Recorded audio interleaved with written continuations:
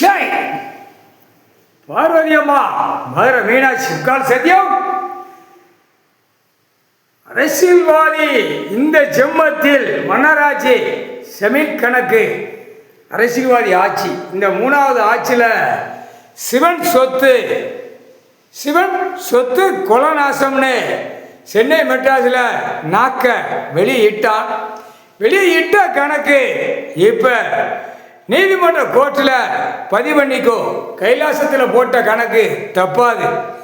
இந்த கணக்கு சிவன் சொத்து கணக்கு எடுக்கையில் ஆட்டாமடிக்க எல்லாமே சிவன் சொத்து தான், அவர் சொத்து தான், அவர் எழுதி வச்சிருக்காரு.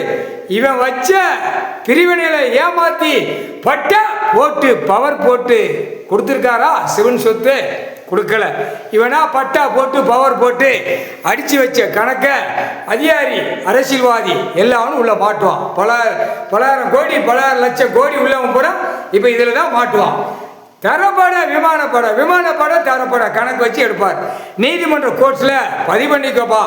தாவேக்கா திமுக தாவேக்கா அண்ணா திமுக அப்படியே அமைங்கி கிடக்கான். அவனுக்கு எல்லாம் விவரம் தெரியாதில்ல. ஏன்னா அவனுடைய ஆட்சி என்ன கணக்கு? மன்னர் ஆட்சி. அண்ணா திமுக சமீன் கணக்க அழிச்சவன், மன்னர் ஆட்சியில் அழிச்சவன் அண்ணா திமுக. அவன் கொஞ்சம் பொத்தி தான் கிடப்பான். புரியுதா இல்லையா? அரசியல்வாதி ஆட்சி கணக்கை வெளியே தோண்டி எடுக்கிறது இப்போ உட்கார்ந்துருக்கானா தாவேக்கா.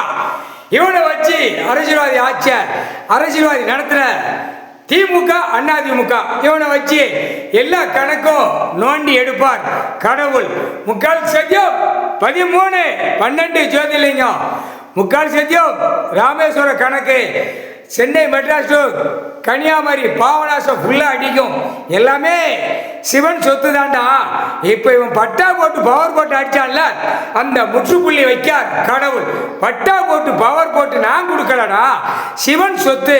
உன் நாக்கால திமுக தாவேக்கா திமுக என்ன நாக்க வெளியே இடுறா தாண்டா கணக்கு. முக்கால் சத்தியம்.